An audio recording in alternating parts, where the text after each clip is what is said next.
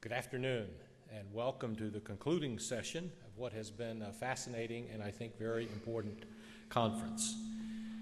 It's been filled with thoughtful presentations and riveting discussions, and I hope these days have been very profitable for you in the many ways that we look at this complicated topic. On your behalf, let me again thank Professors David Coates and Peter Ciavellis who have planned this symposium.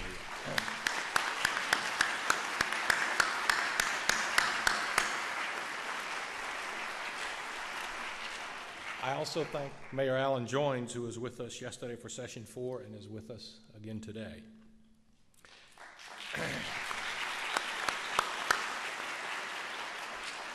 A British Prime Minister was once asked why his job was so hard, and he said, events, my friend.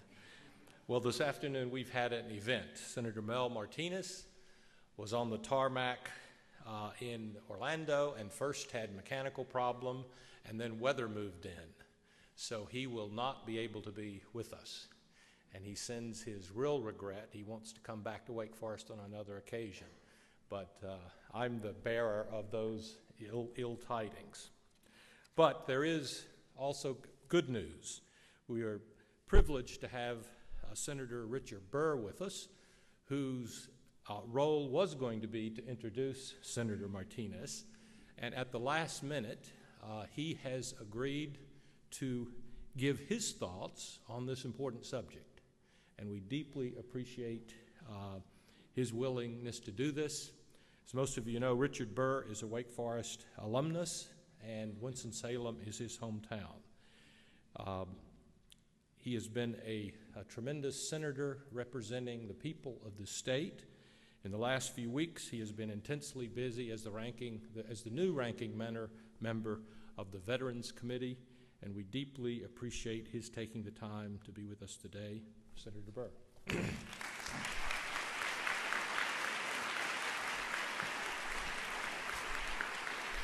Thank you very much. President Hatch, thank you for that kind introduction.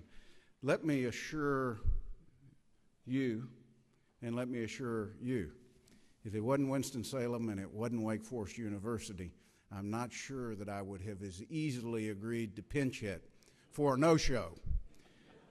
It was tough enough for me to commit to come and introduce Mel Martinez. It's even tougher to try to fill in for him. Mel and I are extremely good friends. I had my factual introduction of Mel Martinez all prepared, and I was willing to come in here and tell you some things that you probably would never learn unless I shared them with you, but I will forego those today since he's not here. Let me just say, we are well blessed in this country because people like Mel Martinez commit to serve. He has not only served in the United States Senate, he was the Secretary of HUD. Mel is somebody who truly is committed to solutions. And I emphasize that because much of what I will talk about relative to immigration is truly about the will of the American people to let the legislative process take place. Mel is a devoted father and husband. He immigrated to the United States when he was 15 from Cuba, and he truly is one of the many success stories that we have in the United States from around the globe who now call this country home. It's my understanding that you have had a wonderful, I think, 2 days, and that it's been informative and an opportunity to hear from really all sides, to hear from individuals who are truly experts, to hear from people and organizations that take distinctly different views as it relates to the policy of immigration. Let me make it perfectly clear. I am not here to talk about the policy. I'm not here today to pick a side if there are sides. The purpose of me agreeing to do this is to try to give you some insight as to why this is difficult, why the Congress is influenced by what the American people think, that it is healthy to have an organization come in and say immigration is costly, immigration is unfair, or on the other side, immigration is market-driven, and immigration really is because our economy needs workers. And I would suggest that there's potentially nothing that's wrong, but you can't necessarily assume that it's right. This is an issue that requires a degree of education by everybody to understand the intricacies of it. So let me suggest to you today that my intent is to cover three areas. One, global migration. And when I refer to migration, I mean in and out of areas. Two, North Carolina migration. And three, why legislation stalled / what's next. Global migration is a fascinating process right now. And in large measure because globalization from an economic standpoint is touching practically every country on the globe. Global migration, though, is driven today in large measure based upon the global birth rates and how they've changed in the last 100 years. Today in Japan, a birth rate that has just risen to 1.32%. When one understands that if you're under 2.1%, you are losing population. Japan now faced with the decision that if you want economic growth to continue or to maintain the level of economic growth they currently have, that means that there's a need for a migration in of a minimum of 225,000 people annually, starting next year. It means that in Western Europe, and I group it together as the EU, with an average birth rate of somewhere in the neighborhood of 1.68%, that they're faced with a situation that as an economic bloc in a global economy, that if you want to maintain growth, then you have to have a policy that attracts the workforce that you need. It's particularly difficult in a new entity like the European Union that has not much history in how to operate as one unit. And I predict to you today that one of the most difficult things they will deal with is how one enters in a country in the South and without any knowledge of how they move through the European Union, they end up in a member country in the North.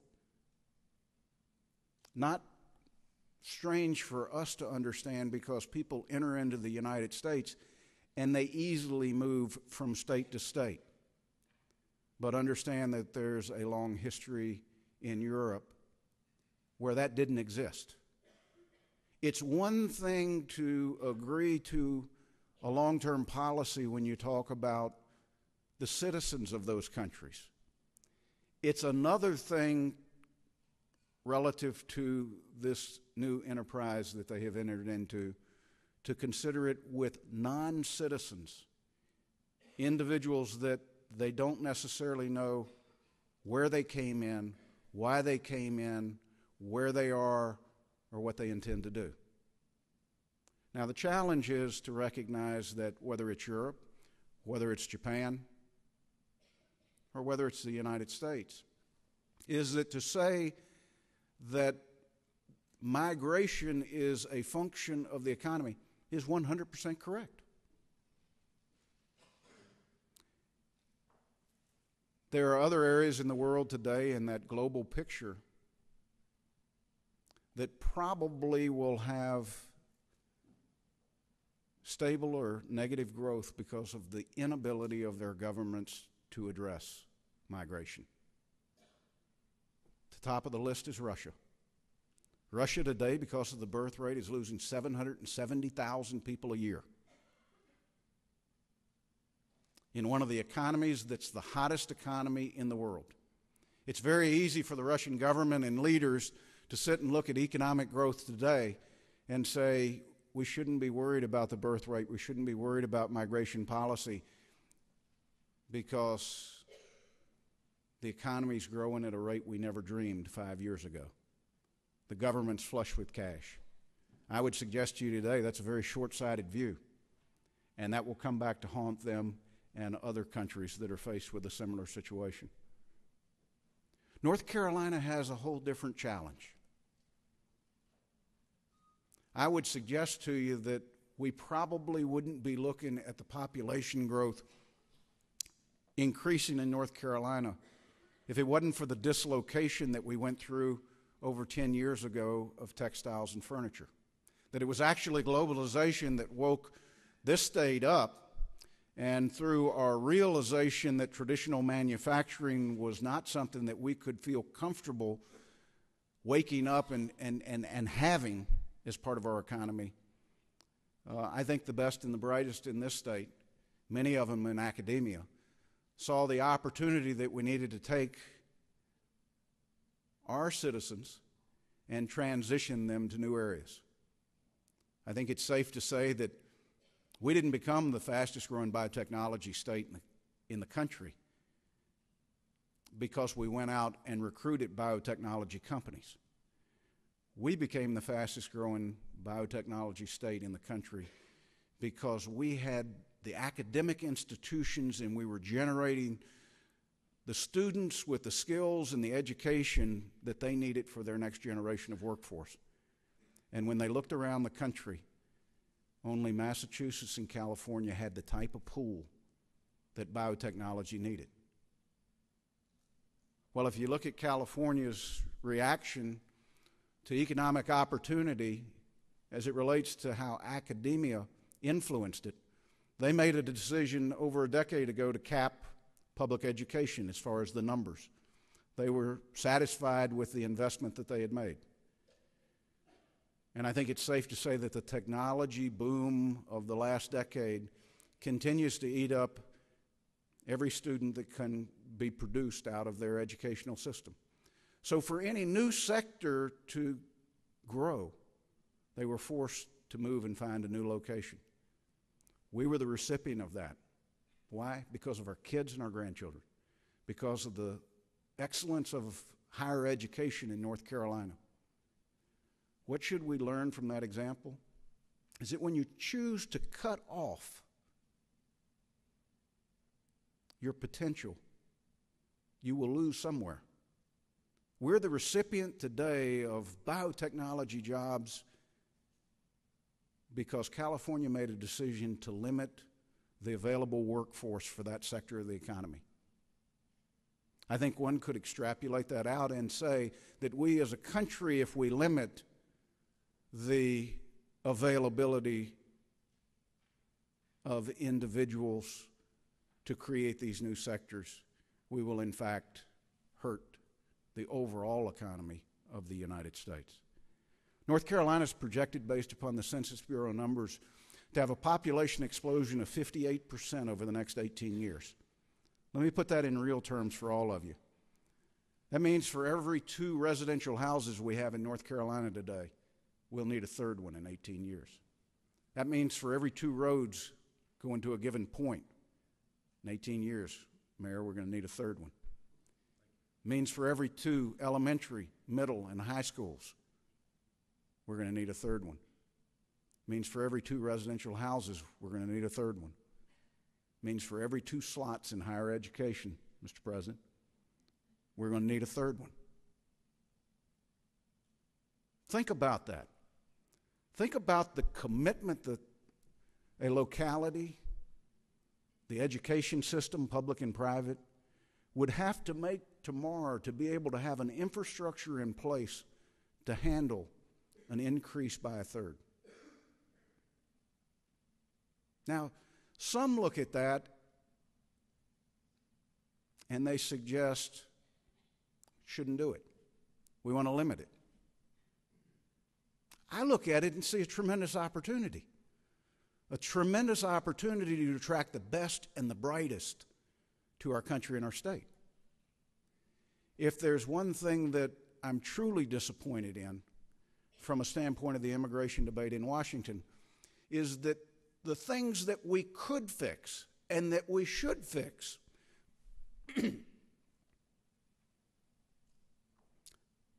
like making it understandable for a student outside the country as to how to apply to come here for an education and make it somewhat more predictable as to whether they'd qualify. Most Americans don't realize that the rules have changed gradually over the last 10 years.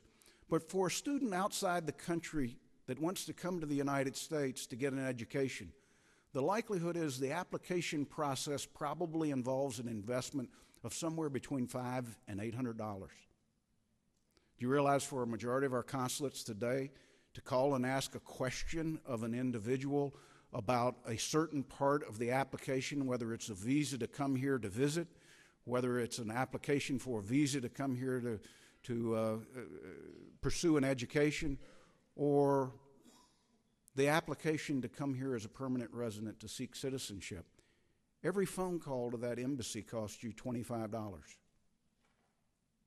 It's amazing what people will invest just to try to have the opportunity to come here. I think we can do a much better job of making it not only easier to understand, but much more predictable for the ones that choose to do it. I believe that we would make a terrible mistake if, in fact, we allowed people to go somewhere other than the United States for higher education, if, in fact, their preference is to come here. I told the President before I came in, one of the things that I'm focused on right now is how we take the high school graduation rate in the United States, where it's currently 70% of our students graduate on time, and actually set a goal of 100% and a pathway to get there. Why in the world would we limit ourselves to 70% of our kids when Bill and Melinda Gates suggest that of that 30%, more are probably academically gifted than they are academically challenged?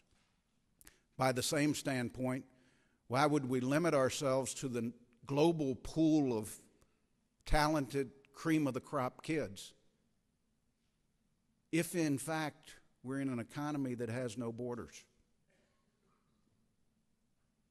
I'm not here to talk to you about globalization, but it's got to be part of the consideration in the debate of immigration and migration. There's no way to hide from it.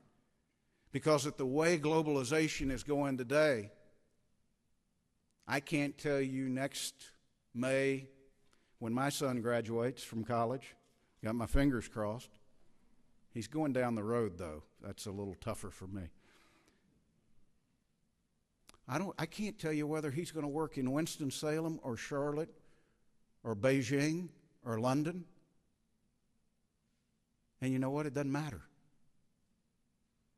Because most jobs he could do from any location that he chooses. Thank God we are still the place that people want to come to. And I think because of that, the Congress made a real mistake by stopping the process. But I've got to share with you a little bit about the process. And clearly the spotlight was on the United States Senate. It wasn't on the House.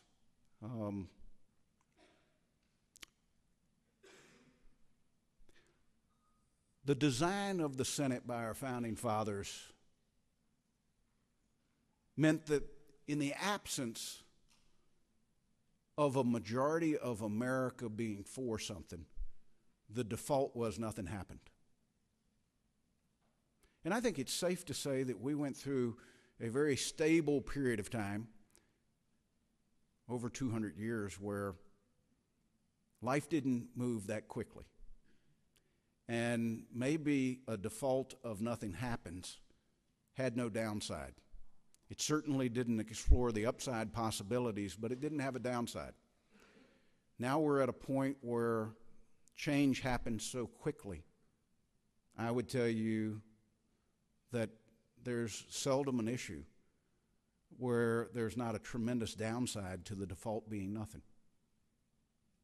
But our system's still the same. When I go to the Senate floor and the majority leader, regardless of whether they're Republican or Democrat, wants to consider a bill, they stand up and say, I ask unanimous consent to consider, and they name the bill number.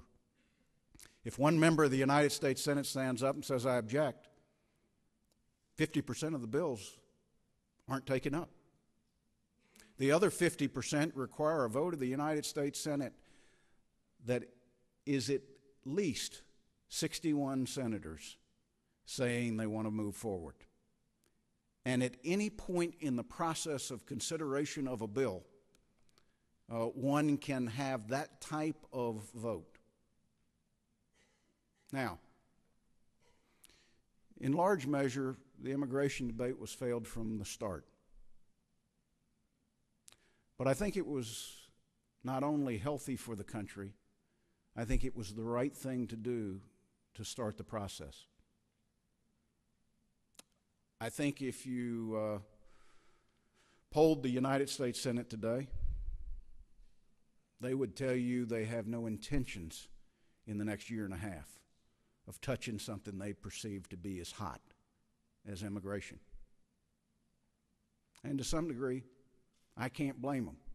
I was hesitant about standing in front of you today and addressing immigration. So what's next? Well, I would suggest to you today it's in your hands. And I don't think I'm copping out to say that. I think it's up to you. I think it's up to the American people and what they want the Congress to do. Because I think it is as simple as what I just described, that our founding fathers envisioned that something happens if a majority of the American people are supportive, and nothing happens if, in fact, you're close to the 50-50 mark. We've learned some powerful things in the last 12 months.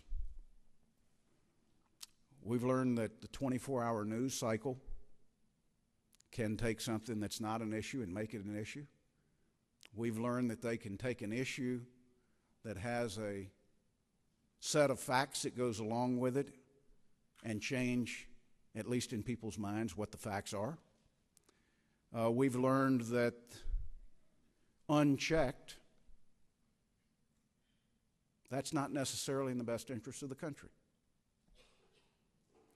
I think some look to us to be the check. Yet we're also the ones to uphold the Constitution. That little clause about free speech. And let me assure you, I will do that every day that I'm in the United States Senate, regardless of whether I like what they say or not. And it only takes one trip to a location, a country where they're not provided that privilege to understand just how valuable that is in this country. But it also means that as the world changes, as the ability to communicate becomes so direct from the outlet to a person, and it happens so abundantly in a 24-hour period, it means it demands the involvement of the American people at a level that we're not accustomed to. I'm not up here suggesting to each of you, go home and write your congressman and senator. I'm here telling you that this has to be a groundswell in this country if, in fact, the issue is to be resolved. Now, there are things Congress could do tomorrow. There are bits and pieces of the immigration bill. But most of them don't deal with the issue of those who are here currently illegally. I will tell you that that is the single toughest issue to resolve. And me personally, I am convinced today that you can't resolve it until you do the other things that are under the immigration issue, and you isolate that at the end. I remember over a year ago suggesting to the White House that the only way to tackle this issue was to separate the policy of immigration and the decision, the political decision about those who were here illegally, and that we had to handle them at a separate time. Not the way they saw it. Eventually not the way the leadership of the Senate saw it, Republican and Democrat. In hindsight, I still think I was right. But hindsight does us no good. It's the future and the opportunity that's in front of us, and it's what you have to stay focused on. It's what I have to stay focused on. There's no question in my mind that if globally the economic opportunity, growth or decrease, drives their migration, so does economic opportunity drive our migration. Clearly, we're in a situation in the United States with a 2.11% birth rate, that though we may be able to maintain economic growth this year at 3.5%, the question we have to ask now is, can we do that 5 years from now? Can we do it 10 years from now? And the answer, if it's no, then what you should be asking those elected representatives is, what are you going to do now to prepare for that? Because if they're challenged with that, they have to address immigration. It's no different than me looking at President Hatch with the understanding that there's going to be a third more slots needed in higher education. And Wake Forest is going to do their part, and Chapel Hill is going to do their part, and Duke's going to do their part. And if they don't collectively do it, we have now limited the pool that we have in the future, which will limit the economic opportunities for all of our children and our grandchildren. If Mel were here, I think he would tell you this is the most difficult issue he's ever dealt with. But I'm here, so I will tell you it's the most difficult issue that I've ever dealt with. I'm not sure that there is a clear pathway to how we end up resolving immigration. But there's no doubt in my mind that it has to be resolved. That regardless of what the end legislation looks like, this is an issue that needs to chart what our future looks like and needs to communicate to people inside the country and outside the country what our rules and laws as it relates to immigration look like for the future. I want to share with you one last thing, if I may. It's the words of Thomas Jefferson years ago. He said, "I'm not an advocate of frequent changes in laws and constitutions, but laws and institutions must advance to keep pace with the progress of the human mind." I'm convinced that Jefferson didn't say that for his colleagues at the time. You might remember I had a distant relative that got as many votes for president as Thomas Jefferson got. Thank goodness history's shining on him a little better than it did originally. But I think Jefferson was saying to me and to Mel and to others is that you just can't look where we've been and make an assessment on that, whether that's been the last 10 years or 20 years or 30 years. And you can't look for 200 plus years.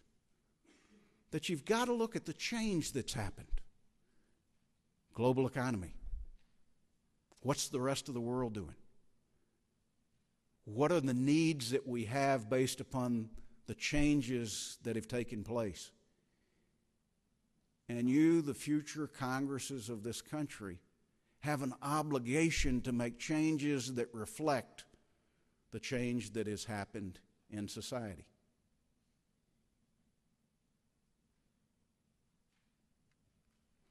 If you believe that's what he intended those words for, then Congress really is challenged to not only address this issue, but to address many of the issues that I think affect the quality of life, not just of people here, but of people around the world.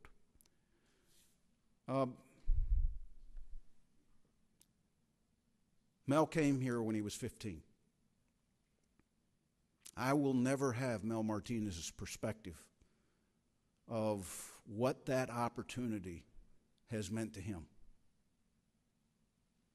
But I should remember and learn from Mel Martinez that I shouldn't limit the next Mel Martinez to experience that opportunity either. Thank you very much.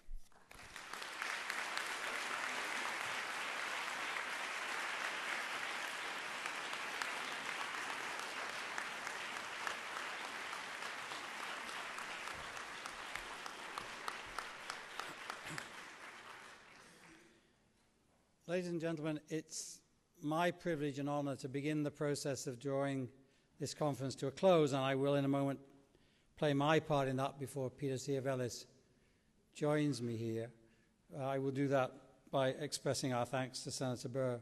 But before I pay tribute to him, I would just like to pay tribute in two other places too. I first of all would like to pay tribute to the University President Nathan Hatch for having the vision and the commitment to underpin this conference and to set in motion the entire Voices of Our Time series. It's an important role for this university. I think that this conference has demonstrated that, as so many voices of our time do, and I think our debt to him is enormous.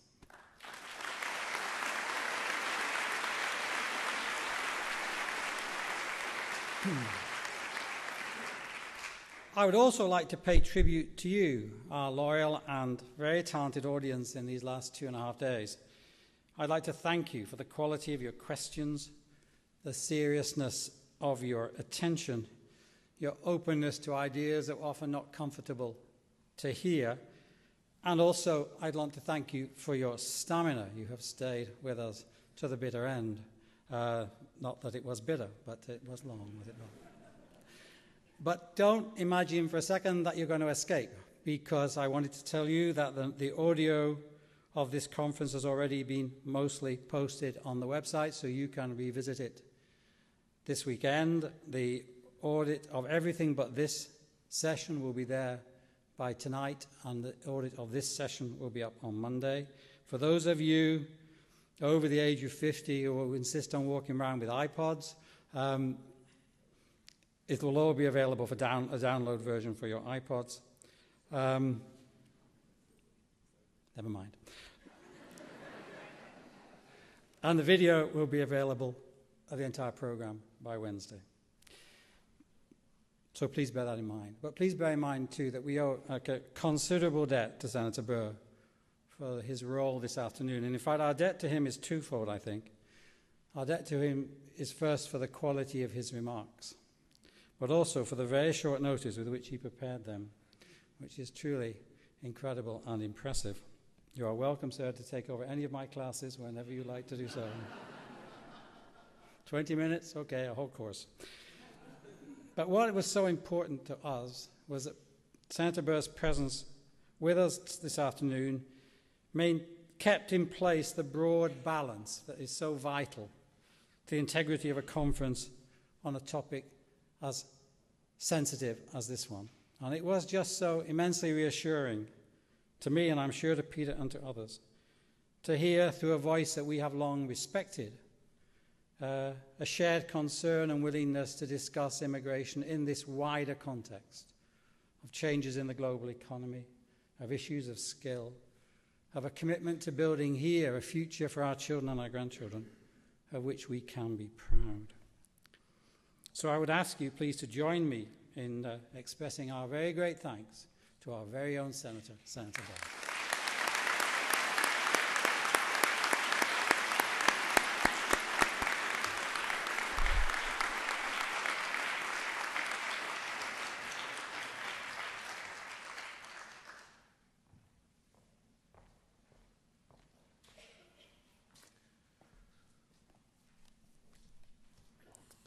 Welcome, everybody. A conference of this magnitude does not come about easily, and it relies on the help and support of many individuals. First, I want to thank all of you, again, our attendees, for the quality of your attendance, participation, remarks, and questions. I also want to thank our participants, some of whom are here, for doing a top-notch job to present a series of some of the most engaging presentations I've ever heard in a very, very long time.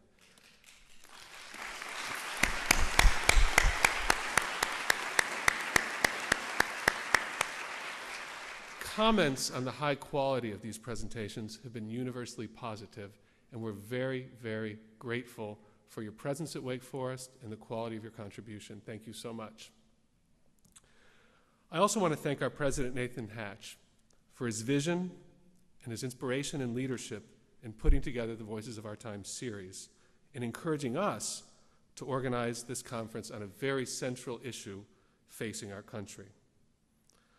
I also want to thank those that are so central to the organization of this conference, in the President's office and in media relations, and especially the crucial work of Sandra Boyette, Pam Barrett, and Jennifer Richwine, who you don't see here, but we've seen very, very often over the last few months, and we're very, very indebted for their help in putting on this fabulous show. So I'd like to give them a hand as well.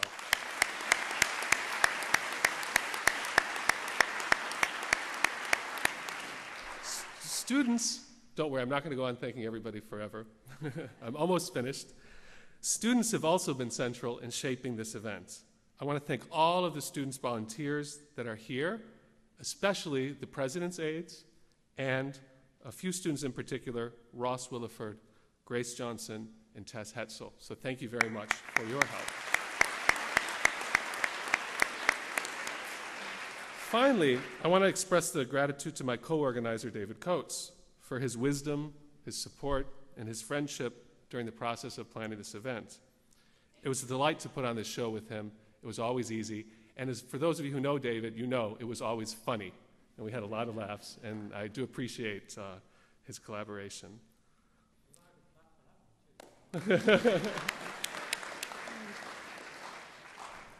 This conference, Immigration, Recasting the Debate, has produced lively, productive debate, analysis of problems and solutions from a whole variety of perspectives. And though it's ending, and is ending in a way that we didn't necessarily expect, we really don't see this as the end. We really see this as the beginning of a community dialogue that we hope continues well after this conference. And we hope that this dialogue continues in an informed, civil,